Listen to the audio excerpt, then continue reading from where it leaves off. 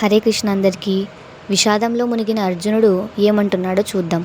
అర్జున ఉవాచ దృష్ట్వేమం స్వజనం కృష్ణ యుయుత్సుం సముపస్థితం సీదంతి మమ గాత్రాణి ముఖంచ పరిశుష్యతి వేపదుష్య శరీరే మే రోమహర్షశ్చ జాయతే గాండీవం స్రంసతే హస్తాత్ త్యక్చైవ పరిదహ్యతే న చ శక్నోమ్యవస్థాతుం భ్రమతీవ చ మే మనః నిమిత్తాని చ పశ్యామి విపరీతాని కేశవ న చ శ్రేయోనుపశ్యామి హత్వా స్వజనమాహవే.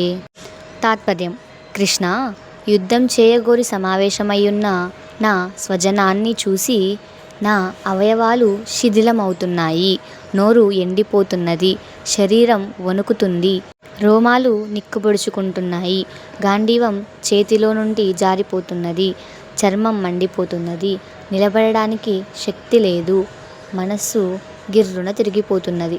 కేశవ, అనర్థకరమైన దుశ్శకునాలు కనిపిస్తున్నాయి. యుద్ధంలో స్వజనులను చంపడం వల్ల కలిగే మేలేమిటో నాకు కనిపించడం లేదు అని అంటున్నాడు అర్జునుడు. మరింత డీటెయిల్గా నెక్స్ట్ వీడియోలో తెలుసుకుందాం. Until then, Radhakrishna.